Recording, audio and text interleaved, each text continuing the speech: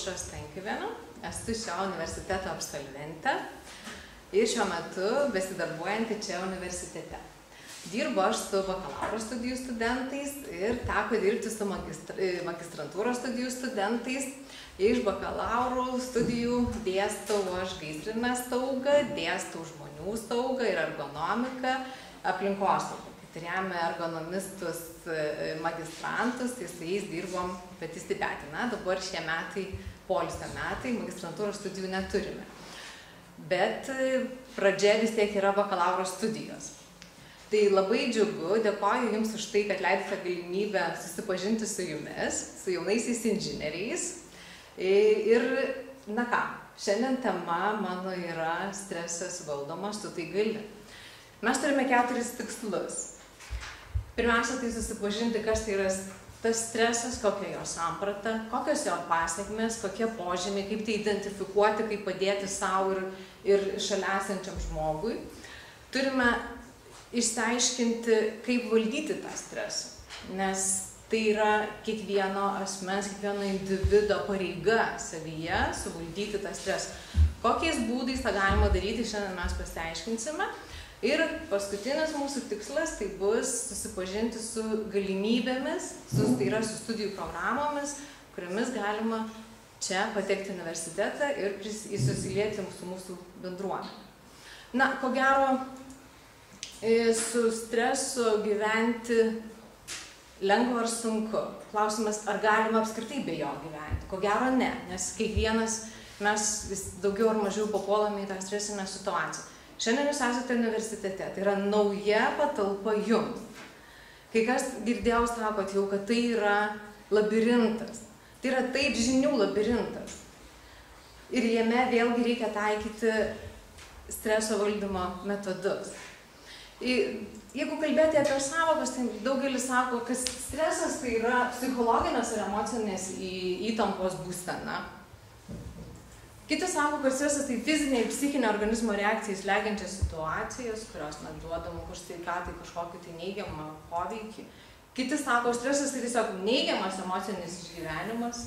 Na, kas mažiau žino apie tai, tai sako, na tiesiog kažkas tai tokio blogo, žalingo ir nevaldomo.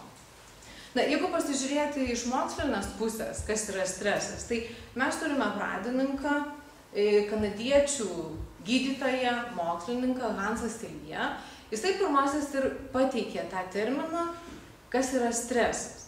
Jisai stresą apibūdino kaip proto ir kūno pastangas reaguoti į situacijas, gyvenimiškas situacijas ir deramai jose susivaldyti. Tiek fizinę, tiek emocinę tą savo būseną. Na, kita vertus, 60 metais jisai pateikė tokį apibrėžimą, kad gyvenimas be streso tolygus mirčiai. Na, tai reiškia, kad mes kiekvienoje profesijoje, kiekviename žingsnėje, kiekvienoje savo veikloje mes susidurėme su tuo stresu. Tik tai turime sugebėti tinkamai jį susivaldyti.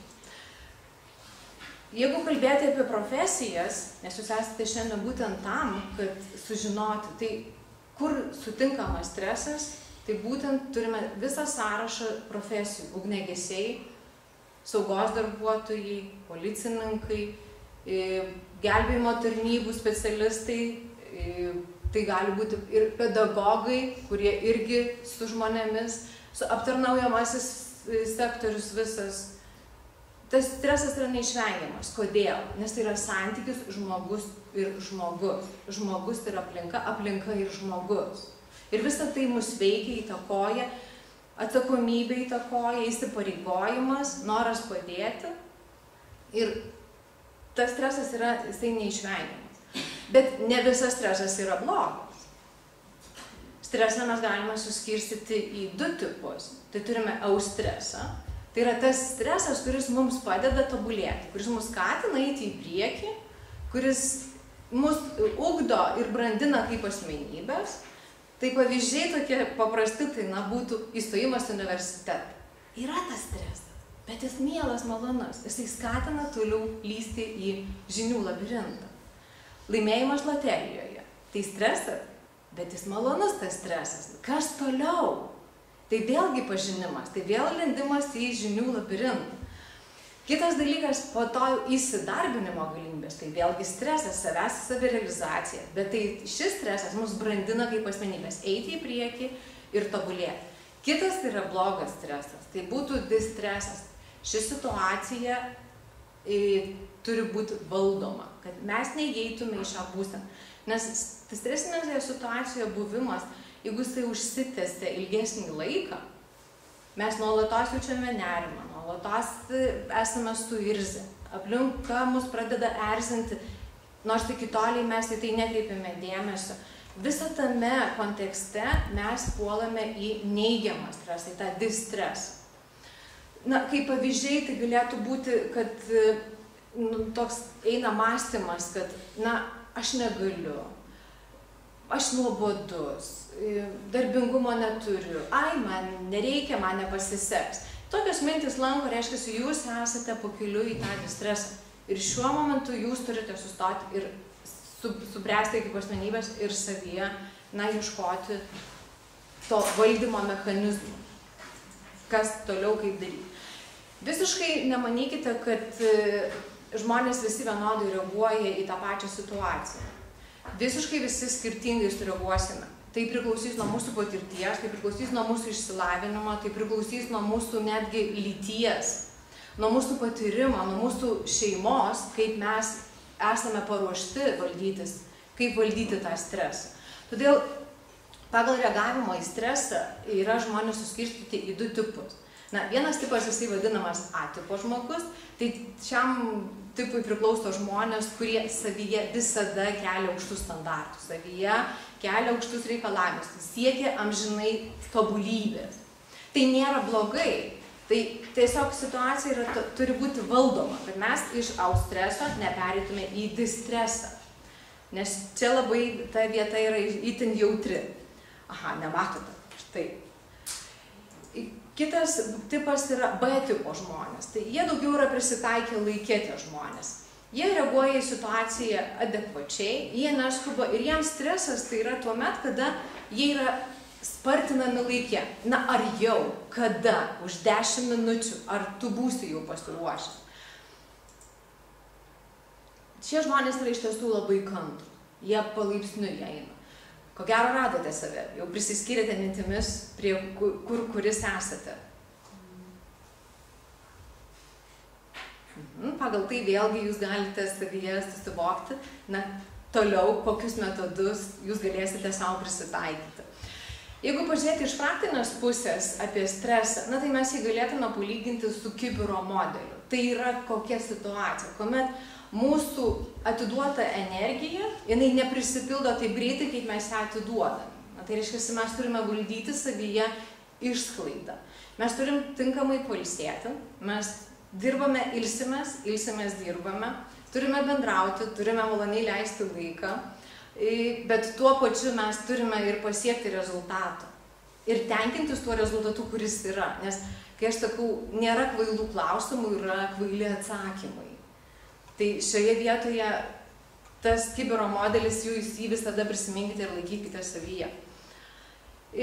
Kodėl reikia kalbėti apie tą stresą šiandien dieną? Na, situacijos yra, aktualumą tą pasako 2 dalykai. Tai valstybinės psichikos sveikatos centras, jisai jau pripažino, kad stresas tai yra veiksnys, kuris visiškai yra žalingas mūsų sveikatai. Apart šios streso psichosocialinės rizikos veiksnio, mes turime dar 5 grupės rizikos veiksnių. Na, apie ją šiandien nekalbėsime, kalbame tik apie tą psichosocialinę riziką. Bet turime fizikinę riziką, tai yra triukšmas, vibracija, elektromagnetinė spinduliuotė, jonizuojanti spinduliuotė. Turime mes cheminės rizikos veiksnį, kuomet dirbame su cheminėmis medžiagomis, tiek ir namuose, tą dalyką irgi patirėte, buities reikaluose. Turime biologinę rizikos rūšį, tai vėlgi jinai susijusi su virusais. Tai irgi yra sąlytis su mūsų psichosocialiniu rizikos veiksniu, tiesioginis sąlytis, nes mes atsitraukiame nuo bendruomenės. Ir kas atsitinka su mumis, mes turime ją pasivyti. Ir tada vėl neturime pulti į stresą, kad aš negaliu, aš atsilieku. Tai nuolatos turime galvoti ir apie tą kibiro modelį ir savyje, na, būti brandžiomis asmenybėmis.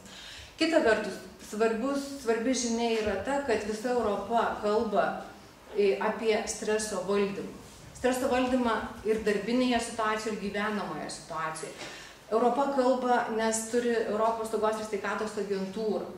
Praeiti ir šie metai yra paskirti visoje Europos Sąjungoje būtent tai temai. Stresas darbo vietose yra valdomas.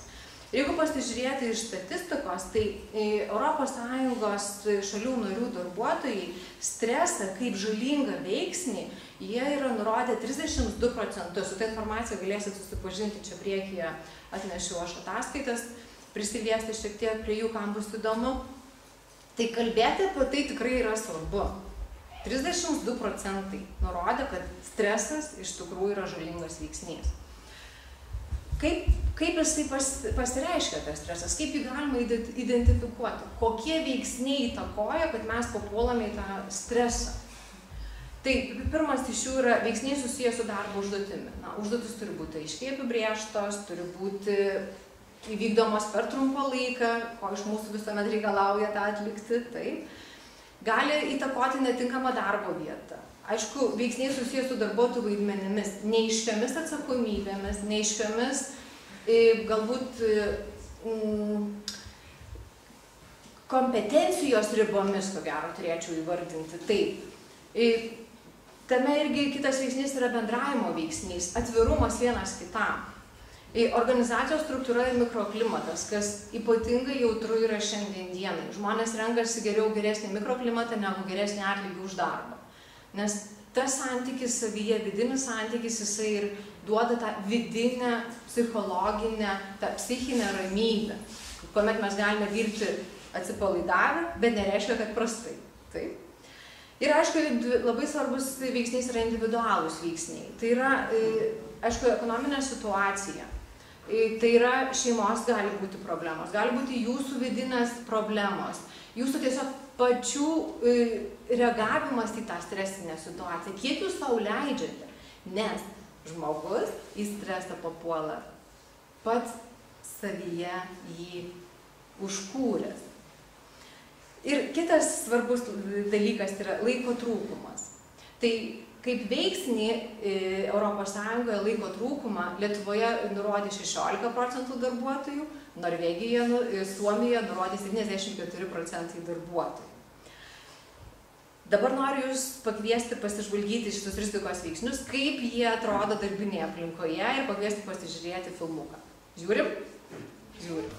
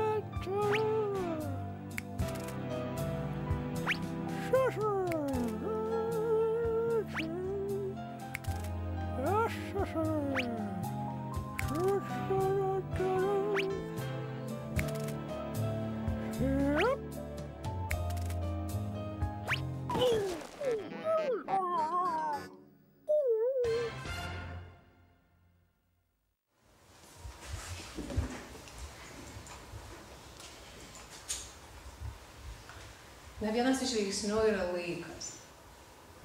Šiandien dienai ES šalyje sako, kad šitas veiksnys iš tiesų mus labai veikia. Į stresą mes labai reaguojame. Aišku, šiandien nekalbėsime apie tą stresą, kai mes patys įsisukame, apie tą laiką, kai mes patys įsisukame, kaip voverės, bėgame, nežinome, kada išlipti, kaip save sustabdyti. Šiandien aš tiesų noriu pakalbėti apie kitą laiką, apie laiką savo. Zigmundas Freudas yra pasakęs, kad darnus žmogus turi sugebėti dirbti ir mylėti. Bet tam reikia, įtikti arba patikti. Na štai ir esame konflikte, bet to nesinori būti, norisi būti kompromise savyje, savo brandžioje asmenybėje. Todėl aš labai noriu pasakyti, kad mes galime laimėti prieš laiką. Ar jūs tam pasiruošę? Ar jūs pasiruošę laimėti prieš laiką? Ar jums laikas yra veiksnys? Ar galite vardinti, kad jūsų gyvenime laikas stresui tai yra veiksnys, kuris ir sako, būk strese? Ar norit šiandien jį įveikti? Bandom, dalinu testą. Šitą turėsim visi vienu metu.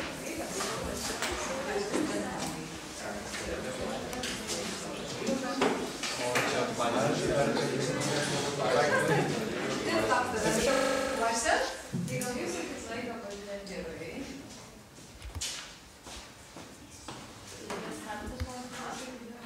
Gerai. Gerai. Na tai pradedam. Atsiverčiam.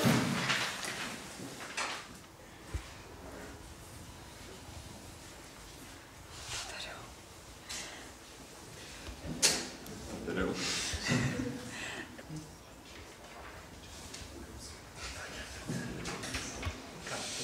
Dariau.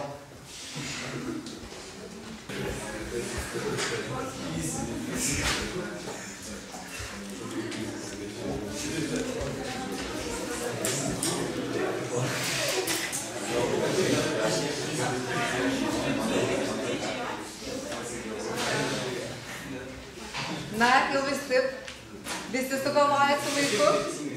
Visiems pavyko įveikti laiką? Na, tai mes turim rekordą šiandien, taip? Turime 28 sekundės. Turime 2 laimėtojus, kurie iš tikrųjų, na, įveikia tą laiką. Kodėl?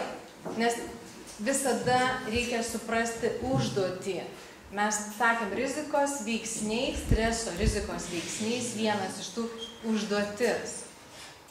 Tai visada būkite atsakingi į tai. Kitas dalykas, visi mokslininkai, kurie nagrinėja tą dalyką, tą psichosocialinį rizikos veiksniai, išskiria požymius. Streso požymius. Mes turime juos 4 skirtingas grupės.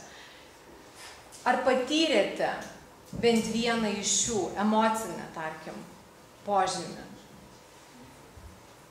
Puolėte įnirtingai, taip, pasiekdami, norėdami būti eustrese, taip, o kur papuolėte? Truputį į distresą. Bet tai visiškai normalu, visiškai natūralu ir supraskime tik tą dalyką, kad būti eustrese ir neišeiti į distresą. Kokius mes požymius galime išskirti? 4 grupės. Tai yra pirmiausia emociniai. Kuomet mus valdo pyktis, irzlumas, nerimas vidinis, nežinom dėl ko, bet jis yra.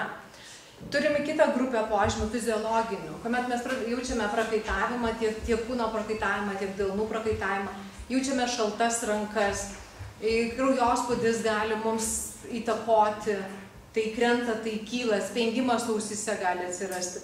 Turime mąstymo požymius, kuomet mes pasidarome išsiblaškę. Mėtomės mintyse, negalime tinkamai susikoncentruoti, negalime pasiekti rezultatų per trumpą laiką, nors tą galėdavome iki tolį atlikti. Na ir paskutinis tai yra elgesio. Pats nemaloniausias požymis, kuomet mes nebekoordinuojame savo jausmų, kuomet mes savo protą perkeliame jau į elgesį.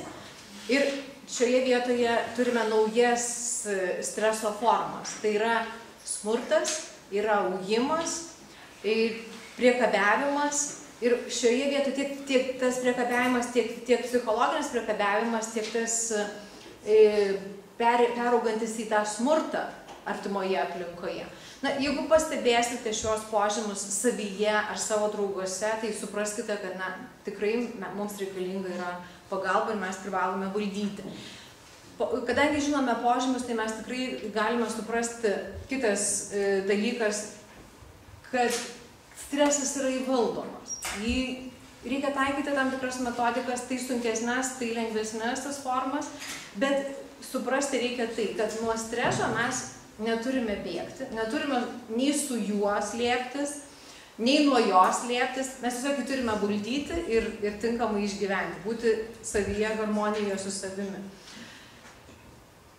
Kas atsitinka, kaip tas stresas valdomas? Pirmiausia, mes turime problemą, pilna debesys lietaus. Ir kitas mūsų reiškinys yra emocija. Na, štai 2 kertiniai akmenys, į ką mes turime, kaip turime suvaldyti tą savo stresą. Tai budistų išmintis yra sako, kad Viešpatie suteik man jėgų pakeisti tai, ką galiu pakeisti, suteik kantrybės iškęsti tai, ko negaliu pakeisti ir suteik man proto visą tai suprasti ir valdyti. Tai reiškia, kad mes turime 2 strategijas. Viena strategija, tai, kaip ir sakiau, orientuota į problemą. Visą save sutelkėme būtent į problemos sprendimą. Jeigu galiu pakeisti situaciją, tai šią tiesiog ir keičiu tą situaciją. Na, ką aš turėčiau keisti? Na, pirmiausia, pakeisti aplinką, kurioje aš esu. Keisti reikia savo įpročius, šalinti įvairiausias kliūtis, kurios, na, tuos stresorius, kurie įtakoja tą blogą, tą nuotaiką. Galima keisti darbo stilių, vėlgi planuoti savo darbą. Pirmiausia, tai svarbiausia, nepulti į neviltį. Nes kita strategija yra orientuota į emocijas. Na, kai tos realios situacijos, nu, niekaip negaliu pakeisti. Tai tada peraugame mes į tuos požymus, elgesio požymus, emocija išleidžiama. Tai šiuo atveju yra mokslininkų nustatyta, kad žmonės, kurie užsiima fiziniu aktyvumu, jie tikrai mažiau papuola į tą, būtent šią strategiją, kuomet yra emocijų strategija, ta elgesio požymiai pasireiškia. Tai įvairiausios galime treniruotis, tiek ėjimas, tiek važiavimas dviračiu, tiek riedučiais, ėjimas šiaurietiškas, atpalaidavimo pratimai raumenų, meditacija, kvėpavimo pratimai, spalvų terapija, galimas piešinių terapija įvairiausia. Na, kiekvienas turime rasti savo tą tinkamą būdą. Kita kartą sakoma, kad tai, kas mūsų nenužudo, tas padaro mus stipresniais. Na, vėlgi, tai dar viena iš strategijų, galima ir ją vadovautis. Bet ko gero pat geriausias priešnuodis tai yra, na, juokas.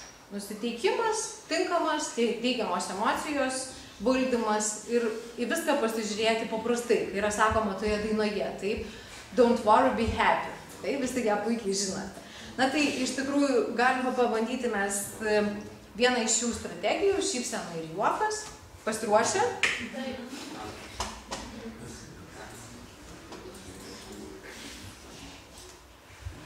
Nėra nuotaikos? Tave šiandien vėl visi nervina?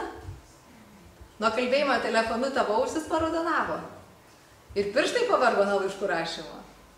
Tau tikrai reikia pailsėti. Taigi aš tau siūlau išeiti. Pirmiausia, gerai užsidaryti duris, pasigarsinti kolonėles, susidėti kojas ant stalo ir dainuoti iš visos širdies.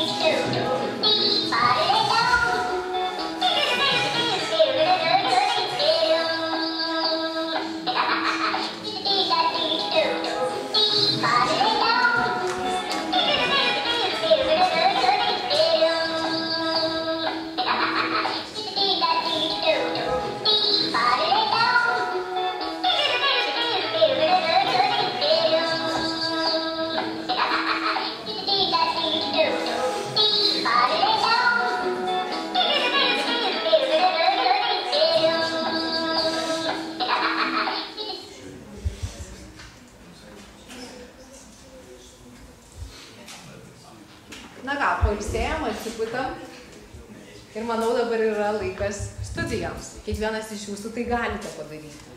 Todėl noriu šiandien jums pristatyti mūsų studijų programas. Saugos inžinerijos bakalauro programa, gaisrinės saugos programa. Į ją priimami visi norintys, visi siekiantys savo tikslo, visiškai neskirstamai pagal lytis, kad tai vyras ar moteris, visi priimami į šią. Kam skirta šita programa? Parengti tinkamą žmogų, brandų žmogų, padėti dalyvauti ugniagesių gelbėtojų komandose, padėti gelbėjimo skambučių centre.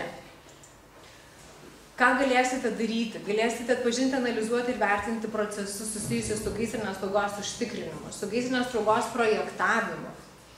Galėsite tinkamai parinkti priemones, galėsite įsidarbinti jūs tiek valstybinė priešgaisrinėje gelbėjimo tarnyboje, tiek bendros pagalbos centre telefonu.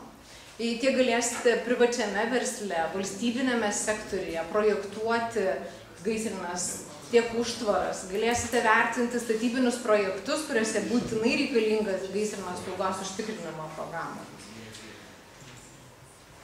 Kita studijų programa, tai yra visiškai nauja studijų programa. Jos kodas šiuo metu yra tvirtinamas, tai yra saugos inžinerijos bakalauras. Na, šiandien dienai visi matome ir mūsų įvykiai už vakar dienos, kuomet yra reikalinga tinkama saugos reagavimo sistema.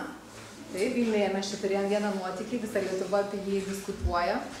Na štai, į šią programą vėlgi kviečiame tiek vaikinus, tiek merginas, visiškai neskirstoma. Koks tikslas? Tikslas tas, kad sauga yra ne tik informacijos sauga, fizinė asmens apsauga, viešoje erdvėje informacijos sauga, visas tas projektavimas ir tinkamų priemonių priėmimas, užtikrinimas, būtent tos saugos, kurią mes suprantame. Šią programą irgi, kaip ir gaisrinės saugos programą, galite jūs mokytis tik tais mūsų universitete, Vilniaus Gedimino technikos universitete. Kokios karjeros galimybės baigus būtent šią saugos sistemų inžinerijos programą? Tai galėsite dirbti tiek privačiame, tiek valstybinėme sektoriuje. Dabar didelis dėmesys yra būtent skiriamas iš privataus sektoriaus pereiti į valstybinį sektorių, nes viskas sauga šiuo metu yra užtikrinama privačiame sektoriuje. Taip? Turime strateginių objektų Lietuvoje, reikalingi specialistai, reikalingi tinkamai parengti specialistai. Kiekvienas iš jūsų galite būti tuo specialistu. Žinias, tą žinių labirintą išbandyti čia, mūsų universitete. Taip, kad šiandien dėkoju Jums už žingeidumą ir linkiu kiekvienam valdomo streso. Ačiū Jums, šypsokitės ir būkite laimingi.